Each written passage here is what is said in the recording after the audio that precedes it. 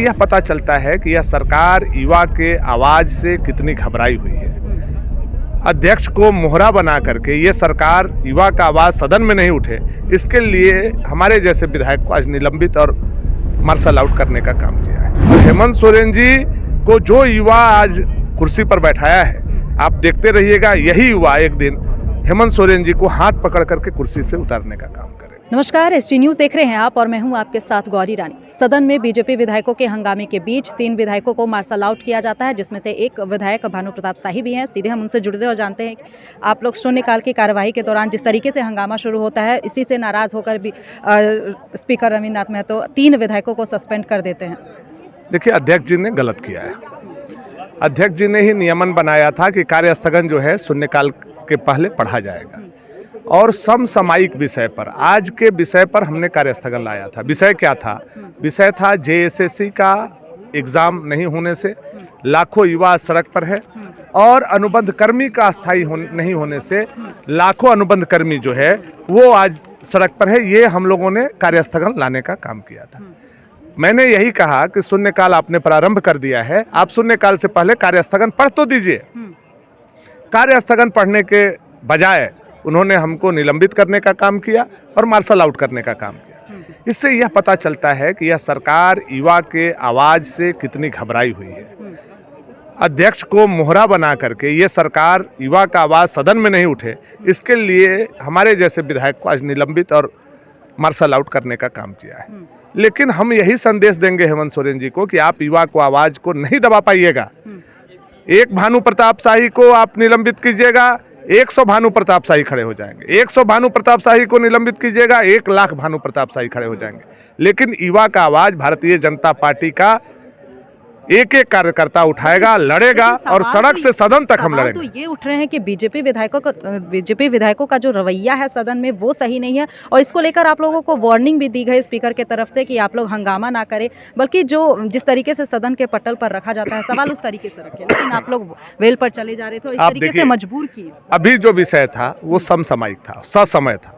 शून्यकाल से पहले कार्यस्थगन पढ़ा जाता है। आप देख लीजिए प्रोसीडिंग निकाल करके। अगर नहीं विश्वास है तो एक दिन अध्यक्ष को, मुझे और जो भी नियम कानून कायदा के जानकार हैं उनको बैठा लीजिए। और अगर मैं नियम के विरुद्ध कार्यस्थगन लाया हूं और नियम के विरुद्ध असमय उठाया हूं तो आप हमको निलंबित नहीं, बर्खास्त कर दीजिए, कोई दिक्कत नहीं।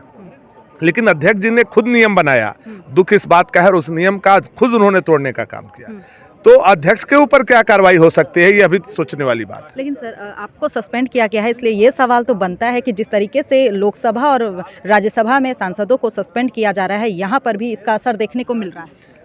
इसका मतलब ये है कि आप सच को दबाना चाह रहे हैं। झारखंड में वहाँ का विषय बिल्कुल अलग है। वहाँ तो हुआ कि लोकसभा अध्यक्ष ने कमेटी भी बना दी, कमेटी का रिपोर्ट आएगा, ले होगा, उसके बाद चूंकि लोकसभा के अंदर का परिधि के घटना लोकसभा के अध्यक्ष के अंदर आता है तो अध्यक्ष के जो विषय आएंगे अध्यक्ष के द्वारा चेयर से बताया जाएगा, उसमें सरकार कहीं इन्वॉल्व नहीं होती।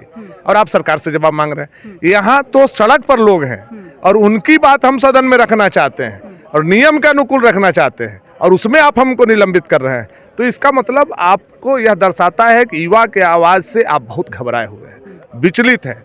और हेमंत सोरेन जी को जो युवा आज कुर्सी पर बैठाया है, आप देखते रहिएगा यही युवा एक दिन हेमंत सोरेन जी को हाथ पकड़ करके कुर्सी से उतारने का काम करेगा। ठीक है सर, आखिरी सवाल लेंगे। आपको क्या लगता है कि स्पीकर जो है वो बायस्ड होकर इस तरीके से फैसला ले रहे हैं? आज हमारे अध्यक्ष के भूमिका में नहीं थे। मैं यह कह सकता हूं कि आज झारखंड मुक्ति मोर्चा के एक कार्यकर्ता जैसे कुर्सी पर बैठा हुआ होता है। हम लोगों को निलंबित करते समय उनकी भाव भंगिमा एक कार्यकर्ता के तरह था, एक अध्यक्ष के तरह नहीं था। अध्यक्ष सबके कस्टोडियन होते हैं और आपने ही नियमन बनाया था। शून्यकाल से पहले कार्यस्थगन में पढ़ूंगा, पहले कार्यस्थगन पहले पढ़ा जाता था। जैसे ही अध्यक्ष बैठते थे वैसे कार्यस्थगन पहले पढ़ा जाता था। लेकिन इन्होंने नियम बनाया कि कार्यस्थगन शून्यकाल से पहले पढ़ा जाएगा और शून्यकाल से पहले मैंने विषय उठाया तब मुझे निलंबित कर दिया गया। मुझे तो आश्चर्य हो रहा है कि अध्यक्ष अपना नियम अपने बना करके कैसे तोड़ रहे हैं और अध्यक्ष के ऊपर क्या कार्रवाई होनी चाहिए। अब इस लड़ाई को कैसे लड़ेगी? क्या इसको लेकर आज आप लोग राजभवन में भी जाने वाले? हमारे प्रदेश अध्यक्ष बाबूलाल मरांडी जी, हमारे नेता प्रतिपक्ष अमर बावरी जी और सारे माननीय विधायक बैठ करके तय करेंगे, पार्टी तय करेगी। और आगे भी युवाओं की आवाज़ या भारतीय जनता पार्टी बनी है, आगे भी हम लोग बनेंगे। हम लोगों ने तो लाठी तक खाया है युवाओं के लिए। जेपीएससी आंदोलन में हमारे ऊपर लाठी चार्ज किया गया, हमको लाठी से पीटा गया। हमारे विधायक नवीन जायसवाल जी के ऊपर एफआईआर किया गया। हमारे युवा मोर्चा के प्रदेश अध्यक्ष किसलय तिवारी के ऊपर लाठी चलाया गया। तो वो हम लोगों ने शुरू से नौजवानों के विषय को सदन में, सड़क पर हर समय प्राथमिकता दी है। और भाजपा का यह नियम कानून में है कि युवा के विषय को हम कहीं नहीं छोड़ेंगे। उनके विषय को लेकर के सरकार से संघर्ष हमारी जारी रहेगी।